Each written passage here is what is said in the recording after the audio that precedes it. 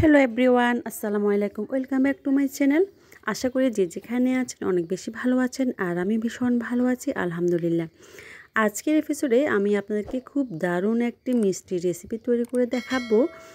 একদম 100% পারফেক্ট। আমার সব মিষ্টি রেসিপি কিন্তু 100% পারফেক্ট। স্কিনে আপনারা এই মিষ্টির কাটার অংশটা দেখে বুঝতে পারছেন নিশ্চয়ই। আর ভিতরের টেক্সচারটা দেখুন কতটা পারফেক্ট, কতটা কালার সুন্দর এসছে, রসে একদম টইটুম্বুর হয়ে যাচ্ছে।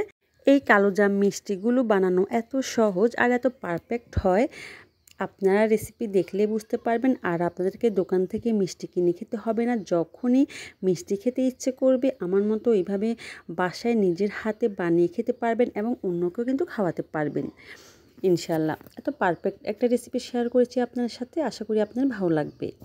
আমার চ্যানেলে আরও অনেক মিষ্টি রেসিপি আছে, তো আমি একদম পানির মতো সহজ করে মিষ্টি রেসিপিগুলো আপনার সাথে শেয়ার করেছি। আপনারা দেখে আসতে পারেন, দেখবেন ভালো লাগবে।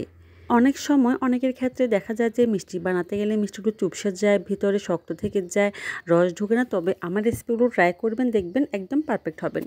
এখন আমরা রেসিপিতে চলে এসেছি, তো সেজন্য একটি ডিম আমি খুব ভালো করে ফেটিয়ে নিচ্ছি। ফেটিয়ে নেওয়া হয়ে গেলে একপাশে রেখে দিচ্ছি। তো এখানে একটি শুকনো বাটিতে হাফ কাপ হচ্ছে নিডো ব্র্যান্ডের গুঁড়ো দুধ নিয়ে নিয়েছি, হাফ কাপ হচ্ছে এখানে আমি ময়দা নিয়ে নিয়েছি।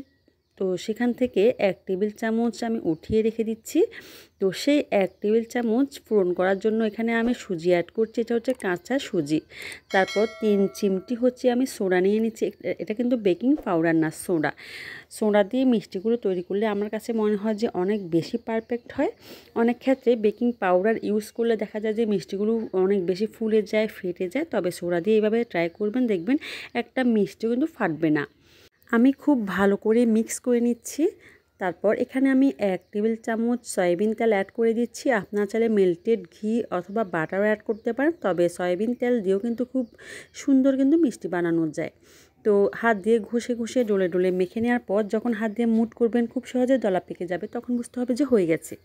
এখন এখানে আমি ফেটিয়ে রাখা ডিমগুলো দিয়ে দিচ্ছি। সবগুলো ডিম এখানে আমি একসাথে দিয়ে দিচ্ছি। আমি কিভাবে মেখে নিচ্ছি আমার হাতের দিকে লক্ষ্য করলে কিন্তু বুঝতে পারবেন। অনেক বেশি কিন্তু চেপে চেপে মেখে নেওয়া যাবে না। তো একটা ডিমে কিন্তু আমার হবে না। তো এখানে আমি আরও 1/4 কাপ রুম টেম্পারেচারে থাকা দুধ নিয়ে নিচ্ছি, নিয়ে এভাবে করে আর একটু মেখে নিচ্ছি। তো এই যে আমার পুরোটা কিন্তু লেগে গেছে। তো আপনার যদি শুধুমাত্র ডিম দিয়ে তৈরি করতে চান তাহলে এখানে 2টা ডিম কিন্তু লাগবেই। তো এই যে আমি এইভাবে করে আঠালো করে মেখে নিয়েছি, মেখে নেওয়া হয়ে গেছে। এখন আমি ঢাকনা দিয়ে ঢেকে একটু রেখে দিচ্ছি। তারপর আমি হাতটাকে একটু ক্লিন করে আসছি। তো হাতও কিন্তু আমি ক্লিন করে নিয়েছি। এই যে হাতে একটু ঘি লাগিয়ে নিয়েছি। তো এখান থেকে হচ্ছে আমি একটু একটু ডো নিয়ে হচ্ছে মিষ্টিগুলো তৈরি করছি। প্রথমে গোল গোল করে তৈরি করছি, তারপর হচ্ছে কালো জামের মতো একটু মোটা আর একটু লম্বা টাইপের করে বানিয়ে নিচ্ছি। এই যে মিষ্টি বানানোর ক্ষেত্রে একটা জিনিস লক্ষ্য রাখতে হবে যে কোনো ধরনের ক্র্যাক বা ফাটা যেন না থাকে, তাহলে কিন্তু মিষ্টিগুলো ফেটে যাবে। সবগুলো বানিয়ে নেওয়া হয়ে গেছে অলরেডি। তো এখন আমি এখানে শিরাটা তৈরি করে নিচ্ছি। তো এখানে আমার কিন্তু একটু ভুল হয়ে গেছে। আমি শিরাটা তৈরি করেছি মিষ্টিগুলো বানানোর আগেই বা ভেজে নেওয়ার আগে। এখানে আমি 1 কাপ চিনি আর 3 কাপ পানি দিয়ে এই মিষ্টির শিরাটা তৈরি করে একপাশে রেখে দিয়েছি। যখন বলক এসে গেছে একটা ঢাকনা দিয়ে ঢেকে একপাশে রেখে দিয়েছি। তো এদিকে হচ্ছে আমি মিষ্টিগুলো বানিয়ে নিচ্ছি। আপনাদেরকে আমি আবারও বলছি, মিষ্টিগুলো ভেজে নেওয়ার আগে কিন্তু বা বানিয়ে নেওয়ার আগে কিন্তু এই যে শিরাটা আপনি তৈরি করে রেখে দিবেন। তো চুলায় একটি প্যানে পর্যাপ্ত পরিমাণে আমি তেল গরম করে নিচ্ছি। খুবই হালকা কুসুম কুসুম গরম, এরকম তেলে কিন্তু মিষ্টিগুলো ছাড়তে হবে। একটু গরম হয়ে গেলে কিন্তু হবে না। মিষ্টিগুলো দেওয়ার পর এই যে প্যানের হাতলটা ধরে কিন্তু একটু নেড়ে চেড়ে বা ধুলিয়ে দিতে হবে। তো আমি চুলার আঁচটাকে একেবারে লো আঁচে রেখেছি, একদম লো আঁচে রেখেছি, সর্বোচ্চ লো আঁচে যেটাকে বলে ওই আঁচে রেখেছি। তো যখন মিষ্টিগুলো প্যানের উপরে ভেসে উঠে যাবে সবগুলো মিষ্টি, তখন হচ্ছে চুলার আঁচটাকে সামান্য একটু বাড়িয়ে দিতে হবে। তো যখন একটু ব্রাউন কালার হয়ে যাবে তখন হচ্ছে আবার সেই আগের পর্যায়ে নিয়ে যেতে হবে। চুলার আঁচটাকে একদম লো আঁচে দিতে হবে। তো না হলে কিন্তু যদি আপনি একদম লো আঁচে প্রথম থেকে শেষ পর্যন্ত মিষ্টিগুলো ভেজে নেন, তাহলে কিন্তু মিষ্টিগুলোর মধ্যে হয়তো বা একটু একটু ফাটা দাগ হতে পারে। তো সেজন্য এই স্টেপটা আপনারা মনে রাখবেন, তাহলে কিন্তু আর মিষ্টিগুলোর মধ্যে কিন্তু ফাটা দাগটা কিন্তু হবে না, ফাটবে না মিষ্টিগুলো। ফাইনালি খুব সুন্দর হবে, একদম স্মুথ হবে উপরের স্কিনটা। তো এখন আমি চুলার আঁচটাকে একটু বাড়িয়ে দিয়েছি। আর মিষ্টিগুলো কিন্তু স্প্যাচুলা দিয়ে নাড়ারও কিন্তু কোনো প্রয়োজন নেই, চাইলে নাড়তে পারেন, আর না হলে কিন্তু মিষ্টিগুলো আপনি নিচ থেকে কিন্তু উল্টিয়ে পাল্টে কিন্তু ভাজা হয়ে যাবে। তো যখন আপনি মিষ্টিগুলো তৈরি করবেন তখন সেটা আপনি বুঝতে পারবেন।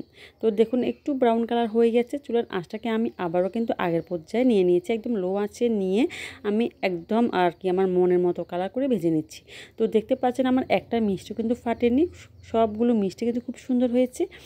তো আমি একদম কালো কালো করে নিই আর কি। যখন এরকম খয়েরি কালার হয়ে গেছে তখন আমি তুলে নিচ্ছি সবগুলো মিষ্টি একসাথে তুলে ওই যে কুসুম গরম শিরার মধ্যে দিয়ে দিয়েছি।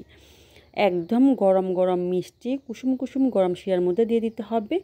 তো এখানে আপনারা যদি জাল দিতে চান দিতে পারেন, আর জাল না দিলেও কিন্তু কোনো সমস্যা হবে না। তবে আমি একবার ফুটিয়ে নিচ্ছি। এই যে একবার ফুটিয়ে নেওয়ার সাথে সাথে মাশাআল্লাহ দেখুন মিষ্টিগুলোর মধ্যে শিরাটা কত সুন্দরভাবে প্রবেশ করে ফেলেছে। তো আর একটু শিরা আছে, আমি চুলাটাকে বন্ধ করে এইভাবে 10 মিনিট রাখলে কিন্তু ওইটুকু শিরাও কিন্তু স্যুপ করে নিবে। তো এই যে আমি 10 মিনিট পরে আবার আপনাদেরকে দেখাচ্ছি। দেখুন মাশাআল্লাহ মিষ্টিগুলো রসে একদম টইটুম্বুর হয়ে গেছে, সবগুলো রস কিন্তু চুষে নিয়েছে মিষ্টিগুলো দেখুন। তো আমি সার্ভ করে নিয়েছি। তো এখন হচ্ছে একটু দোকানের লুকটা আনার জন্য আমি গুঁড়ো দুধের মধ্যে এইভাবে করে একটু কোটিং করে নিচ্ছি। আপনার চাইলে মাওয়াতেও কিন্তু গড়ে নিতে পারেন।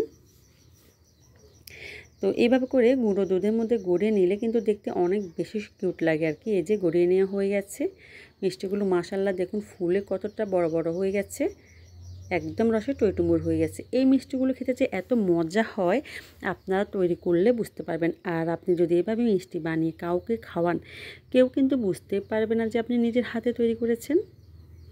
তো একটি মিষ্টি আমি আপনাদেরকে একটু কেটে দেখে দিচ্ছি, আপনার জাস্ট একটু দেখুন যে এই যে কাটাটা কতটা সফট হয়েছে এই মিষ্টিগুলো, আর এর ভিতরের টেক্সচারটা দেখুন কতটা সুন্দর এসছে, কতটা ইয়াম্মি লাগছে দেখতে। আশা করি আমার পুরো রেসিপি আপনারা ভালো করে মনোযোগ দিয়ে দেখে বুঝতে পেরেছেন। আর যদি কোথাও কোনো বুঝতে অসুবিধা হয় তাহলে আমাকে কমেন্ট করে অবশ্যই জানাতে পারেন। আর আমার রেসিপি যদি আপনার একটু হলেও উপকারে আসে তাহলে প্লিজ সবাই আমার চ্যানেলটাকে সাবস্ক্রাইব করবেন, লাইক দিবেন এবং শেয়ার করে দিবেন। আপনার একটি লাইক এবং একটি কমেন্ট বা একটি শেয়ার আমার চ্যানেলটাকে অনেক দূর নিয়ে যেতে পারে। আজকের মতো এখানে বিদায় নিয়ে নিচ্ছি। সবাই ভালো থাকবেন, সুস্থ থাকবেন, সবাই সবার জন্য দোয়া করবেন, সবাই নিরাপদে থাকবেন। আসসালামু আলাইকুম, আল্লাহ হাফিজ।